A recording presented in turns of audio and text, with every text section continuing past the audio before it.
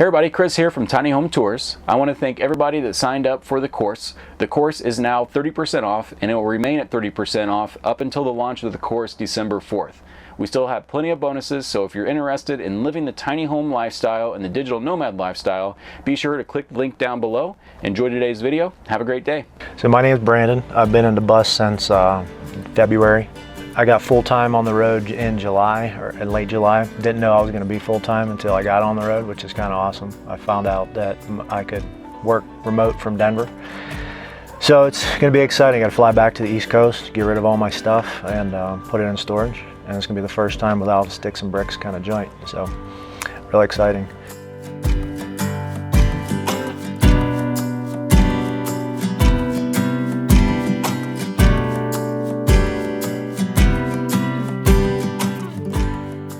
So welcome to the inside of the bus. This is this build, I got to say before we get going too far, I didn't do it. It was done by a couple, Merrill and Tim.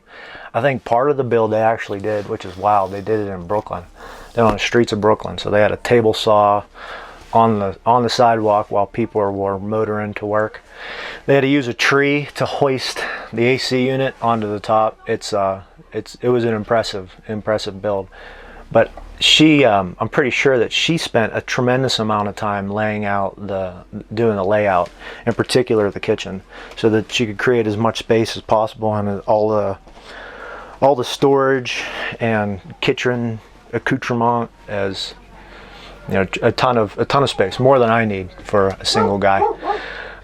Two-way refrigerator, propane, and it can run off of the battery bank, but almost never do. It's got a 30 amp service, so when I'm plugged in, we go to AC on the fridge.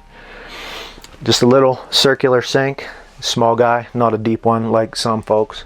3-burner stove, propane with the oven down there underneath.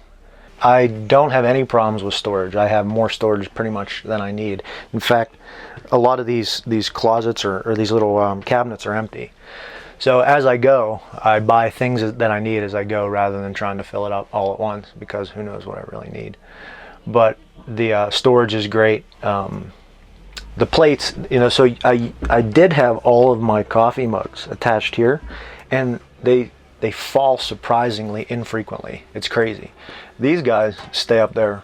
I've never had a plate fly out. So it's just, they fit well. And plus they're metal, so when they hit, they just make a loud noise but don't break.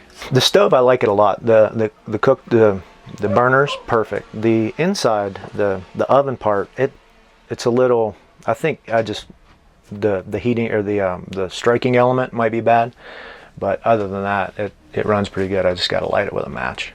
I have to change the propane, like, it depends on the temperature. Like, if it's really hot and the fridge is pulling a lot of juice, maybe once every 2 or 3 weeks.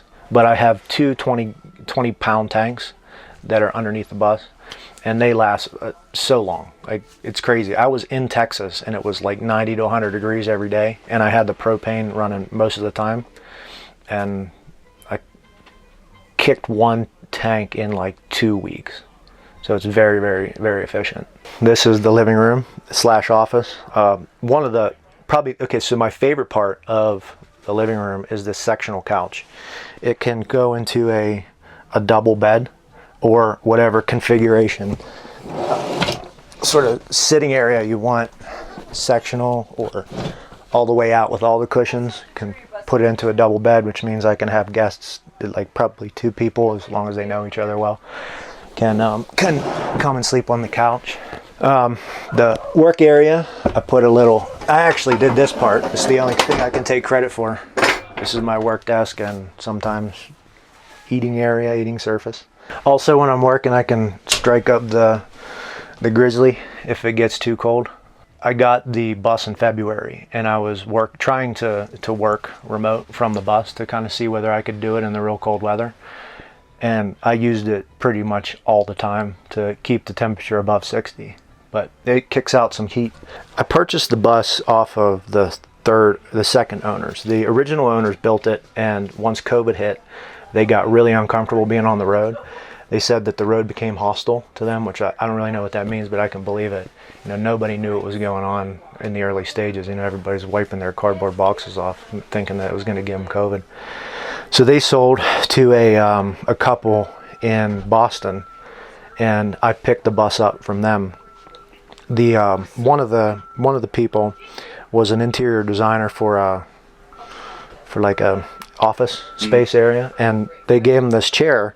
Apparently it's like some high-end German chair, and it was like a $500 chair, but it gives you, it's like, I think it gives you like a little bit of a core workout, because it's rounded on the bottom. I use this in my office chair.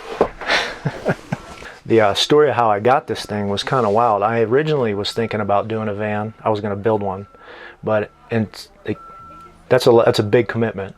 So I had to, I thought, all right, I should probably see what it's like to be in one for a while. So I rented one up in Boston.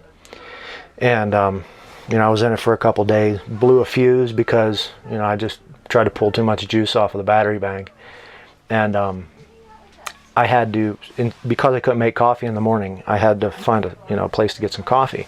On my way to get coffee, I saw this in the parking lot of an auto body shop. And it was like the universe was screaming at me to check this thing out, because I had actually seen it before. It was on RV Trader. So, and I had saved it as a favorite. And I had just realized the night before that that van wasn't going to work because it was just too small. I was going to have to scrunch in to shower. And I decided that a van wasn't going to be the thing. And then the next day, this thing showed up. And it was like, the answer is there. And walked into the auto body shop thinking that probably one of the owners of the shop owned the bus, but wasn't. Dude lived in the area, called him up like 45 minutes later. I gave him a deposit, and I couldn't be happier. The bus is just perfect for me.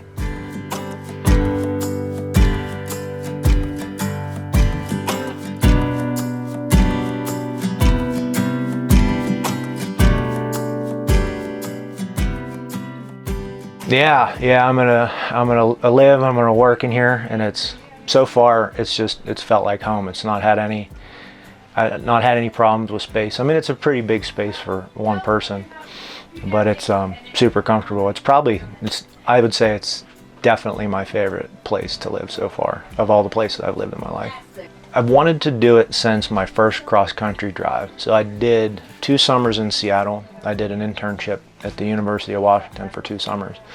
And the experience of driving from coast to coast and being on the highway, and where nobody can really bother you except for those that you choose to let in from your, through your devices or whatever. There was always a lesson that the road taught me. And every time I get on it, I get to learn something new about myself.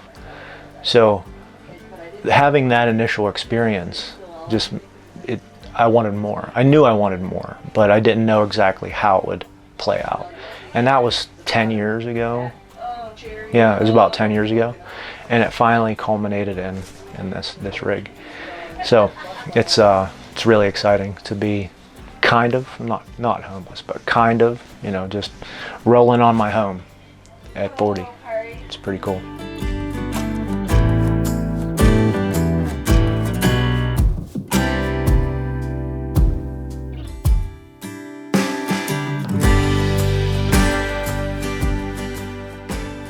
My bookshelf, it's really don't have a whole lot to say other than maybe what's on it. I'm an electrical engineer, so I bring some of my books with me so that I can do work on the road.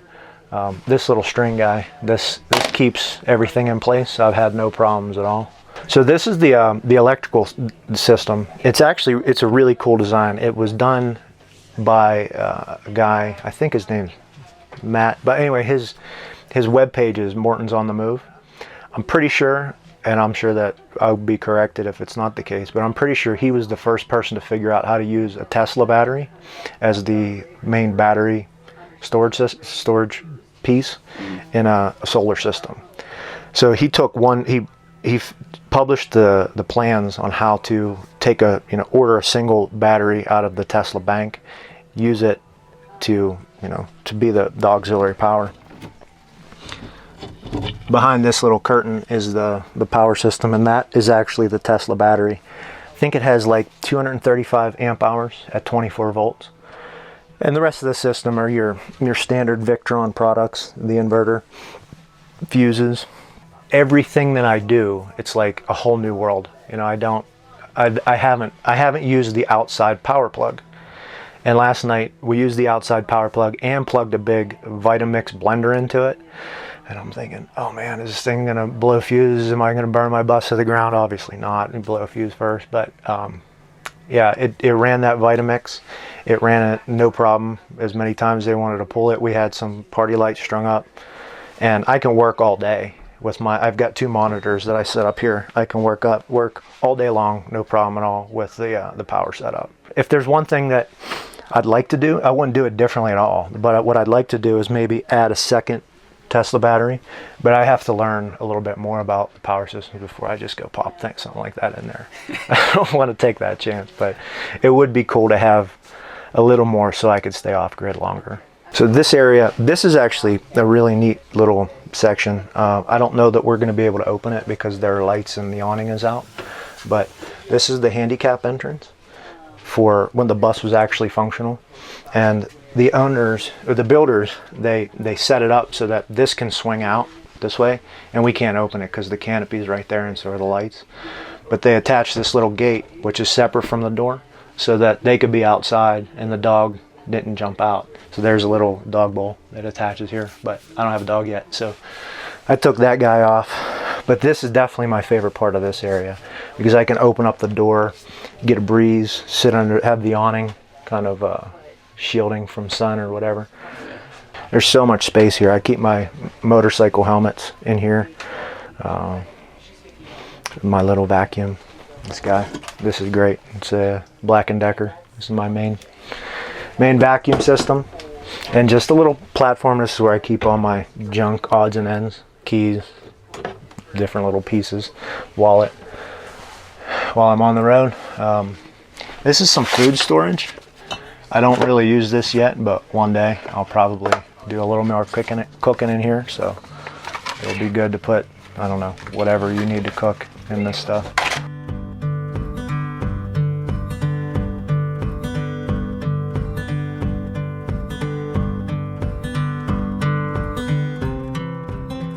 I feel like a little child. Like everything that's happening, it's the first time. Now, apparently there's an oil reserve on the front tire where the axle sits and it gets constantly lubricated. I didn't know that those things existed on vehicles. The cap popped off in Denver, and I thought, well, this is it. You know, like, because I don't have any mechanical experience at all. So I thought, oh man, I'm screwed, you know. But the road provides, in a way. People really want to help you. And the first campsite I pulled into, I found a diesel mechanic and diagnosed the problem. And not only did this dude help me figure out what the problem was, he drove me to like 4 different places to get the part that I needed, which was just a little cap. So that's just one example. That everything that happens, it's kind of terrifying, but super exciting every time the resolution happens, because I know the resolution is going to happen. But the process of identifying, being a little bit uncertain and worried, to resolving it, it's like just constantly alive. Like we were talking about a little bit earlier, when you do the 9 to 5 and go into the office every day, it's great. You know, it's something that you know, I wouldn't knock at all.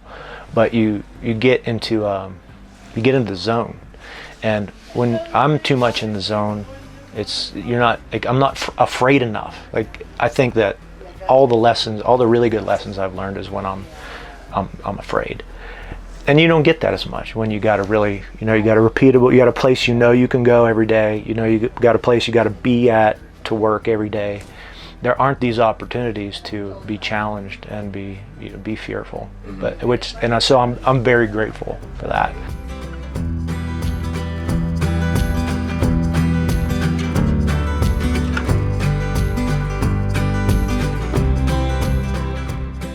All right, this is the back area, the rear of the bus. Shower, fully tiled shower. They did a wonderful job here. Regular shower head. This guy's probably pretty basic deal from like Lowe's or Home Depot, but you can pull it off. The shower is great. It's got an instant heat propane water heater that lives underneath the sink, and it does everything I need it. In all the climates I've been in, the temperature goes up sufficiently high to not be, frozen while you're taking a shower. I got a little bit of storage here, well, a lot of storage for clothes, but I don't have that many clothes, so I just got like 2 shirts and a laundry basket. My main clothes are here, and I just roll them up. Mostly a t-shirt and jeans kind of dude, so there's really not a lot of need for hanging space. The bed, I think this is a double. I'm not sure exactly, but super comfortable. We got a heated pad underneath, so when it gets cold, I can plug it in, heat up the bed, and be cool if I can be warm even if the stove it burns out in the middle of the night. This is the cassette toilet. When I'm stopped, I keep it underneath the bed, and that's just a little more comfortable so that I don't have to shower with a toilet inside. Keep all my tools under here, generator, power cords, and all the stuff to dump the gray water tank. I think if there's my next project, probably the next thing that I do, or the main thing that I'll do on my own here now that I'm the captain of the ship, is create some kind of organization system back here so I don't have to slide things in and out, lift stuff up, bust my knuckles trying to get things in place. But the water system, or the water holding tanks, are back here, and there's 50 gallons on each side, so I've got a total of 100 gallons that keep me going pretty good. I've never run out of water. I've got plenty.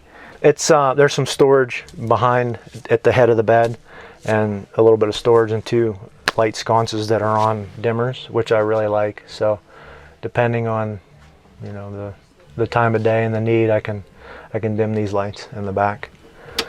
But I think that's all I got here. So this is the front area, the driver's area. There's not a whole lot going on up here. There's a little bit of storage up above. Fortunately, nothing that's up there is heavy, and it doesn't open, so I don't get conked while we're driving. But this is a kind of a cool feature. They put this seat on, the builders put this seat on just before they sold it, because they traveled as a couple, and having one person like hang out on the sectional couch while they were rolling, I guess that got a little bit uncomfortable.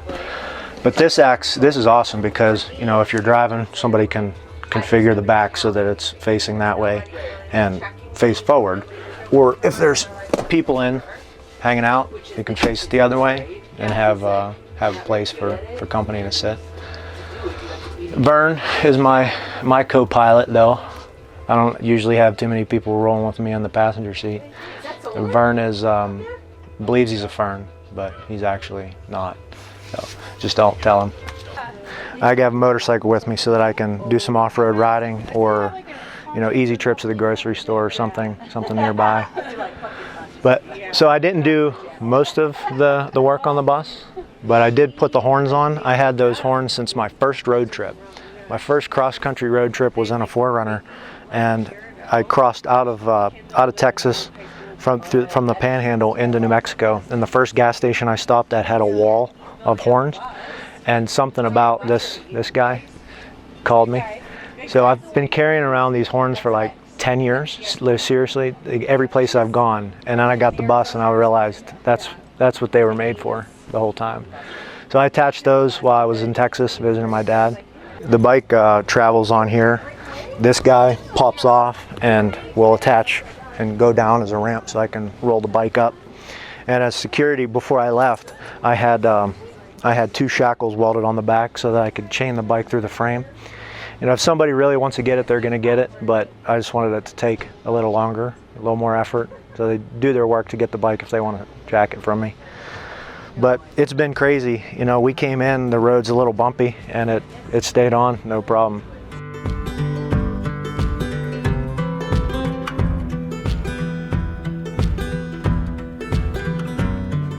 I'm an electrical engineer. I do signal processing kind of work, things similar to GPS, but for GPS systems. And it's mostly software, so I can do that on the road every so often. I think I'm going to have to fly back to the East Coast. I'm based out of there, but I'm hoping to spend more and more and maybe all of my time in Denver. I would like to find a way to apprentice and like work with somebody that builds buses, because I don't know anything beforehand about anything in this bus, since it was already built and I bought it completely done. And not only did I buy it completely done, I bought a design, a build from somebody that did a fantastic job. So all the things in here I'm having to learn as they break. I'd like to know how they actually operate beforehand so that I can maintain things better. Like, I know nothing about the diesel engine, but what I'd love to do is find somebody to apprentice under, like, for free, so that I can just learn the process, learn how to do the builds myself, and be a little more confident when things go down. And maybe one day turn that into some revenue generating activity. I'd really like to become an expert in solar and how to build out like a really good solar system. Maybe something that's, a little, I don't know. I'd like to take my engineering knowledge and education, which is very impractical when it comes to buses and building a solar system, and apply that to that more practical skill. I'm at BMH161 on Instagram. That's really the only thing I use, but it's really not that cool. It's just kind of a photo album from some of the places I've been. Thanks for bearing with me. This is the first time I've ever done anything like this, and when I saw on, I think it was on Off Grid Schoolie, Chris posted a thing that said, if anybody wants to do a tour, just sign up. And at first I was like, nah, that's not me. I'm gonna look like an idiot. I've never been in front of a camera. But true to form, or true to what I was saying before, like, it scared me. So I thought, all right, we'll just see how it goes, and I'll learn something about myself in the process.